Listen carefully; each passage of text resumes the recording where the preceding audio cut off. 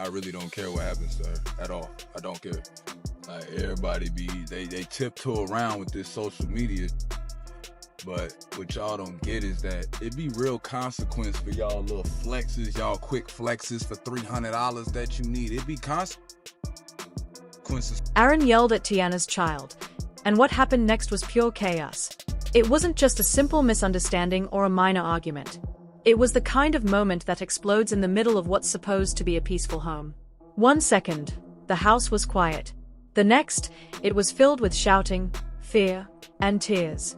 Iman found out and went wild. No filter, no holding back. He showed up like a storm, tearing through the silence with questions and rage. Witnesses say it got physical, emotional, and very public. What was once a private family matter had now become a neighborhood spectacle. And now, the entire internet is exploding over what went down. Everyone has an opinion. Everyone's picking a side. But no matter what side you're on, one thing is clear: things will never be the same. Sources say the fight began over something small, maybe spilled juice or too much time on a screen. But whatever it was, it struck a nerve in Aaron. His voice, once calm and casual, suddenly turned loud and sharp. "Get out of my face," he shouted at the child, his words cutting through the room like knives. The child froze, her eyes wide with shock, lips trembling, and then she broke. She burst into tears, her small frame shaking from the impact of being yelled at by someone she was supposed to trust. Teyana was in another room, not knowing what was happening until she heard that voice, Aaron's loud, cold tone echoing down the hallway. She rushed in immediately, heart pounding. But it was too late. The moment had already done its damage. The atmosphere was thick with tension. The child, still crying, backed away. And Aaron? He just stood there, chest heaving, refusing to meet anyone's eyes. What should have been handled with love turned into a memory that may take years to forget. Teyana didn't hesitate. She jumped between Aaron and her daughter, her arms shielding the child like a wall. "What is wrong with you?" she shouted at him, her voice shaking with fury and disbelief. It wasn't just about the yelling anymore, it was about the breach of trust. She told Aaron to leave the room, to get away from her daughter. And he did, but not before glaring, jaw tight, fists clenched. The room was so tense it felt like the walls might crack. Teyana knelt beside her daughter, wrapping her in her arms. "You're okay. Mommy's here," she whispered, brushing tears from her child's cheeks. But even those soft words couldn't undo the fear that had already settled. Witnesses in the house said it was the loudest fight they'd ever heard from the couple. Not just because of the volume, but because of the heartbreak. The child clung to her mother like the world outside had become unsafe. And in that moment, all of Teyana's emotions collided: anger, shame, confusion. How had things gotten this far? It didn't take long for Iman to find out. Within 20 minutes, a family member who had witnessed the whole thing picked up the phone. "You need to come now," they said. And that was all it took. Iman didn't ask for details. He didn't wait for clarity. He just got in his car and drove like the city was on fire. By the time he reached the house, he was a man on the edge. When he stepped inside, his eyes went straight to his daughter, and what he saw broke him. Her face was red from crying, her hands still trembling. And right then, something inside Iman snapped.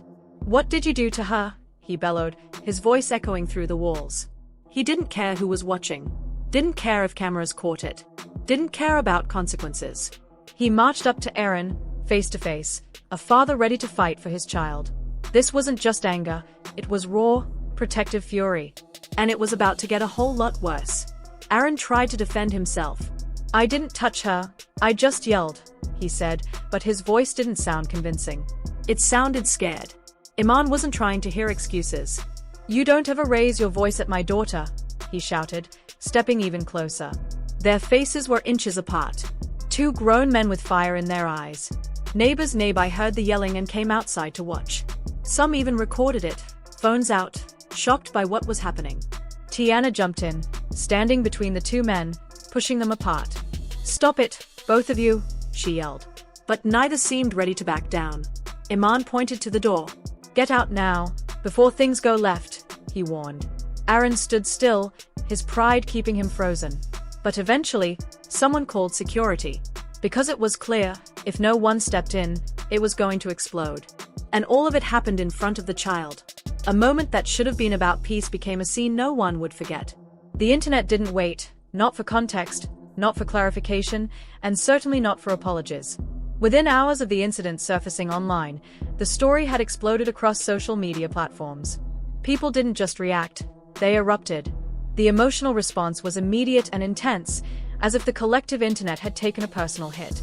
Posts flooded timelines, voices rose in defense of the child at the center of it all, and the outrage grew louder with every share. Aaron yelled at a kid? He's done, one user posted, and that sentiment echoed far and wide. Fans weren't confused. They were clear. And they weren't interested in excuses. While Aaron faced a tidal wave of criticism, Iman was lifted high by the same current. He was hailed not just as a protective father, but as a man who had stepped up when it mattered most. He showed up like a real dad, someone tweeted, and that line became a rallying cry. The hashtags came next, #Iman the Protector, #StepdadFail, #ProtectBlackGirls. They trended for hours, moving beyond entertainment chatter and into social justice territory. What started as a scandal turned into a cultural flashpoint. It wasn't just about who said what or who got caught on camera. It became about parenting, accountability, and the non-negotiable responsibility adults have when it comes to children's emotional safety. Some tried to speak in Aaron's defense. A few scattered comments surfaced, suggesting he had just lost his temper or was under stress. But those voices were quickly drowned out by the overwhelming response that losing control, especially in front of a child, is not something to be brushed off. Losing your temper doesn't excuse scaring a child, one widely shared comment read.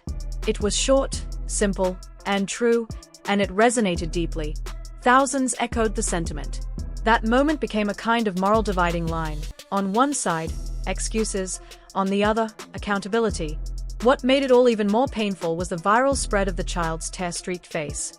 Though most images were blurred or cropped to protect her identity, the idea of her crying, visibly hurt, emotionally shaken, anchored every post, every tweet, and every broken-hearted comment.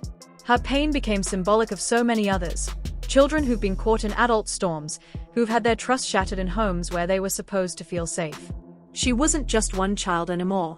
She was every child who's ever been hurt by someone they were told to respect. Behind the scenes, the situation was even messier. Insiders close to the family revealed that Teyana was devastated. Not just by the public embarrassment or media noise, but by the real, raw heartbreak that comes with realizing your child has been hurt on your watch. She was furious. She was hurt. But most of all, she was protective. Her immediate decision was clear. She needed space from Aaron, and not just for a day or two, she needed distance that reflected the gravity of what had happened. And above all, she needed to be fully present for her daughter.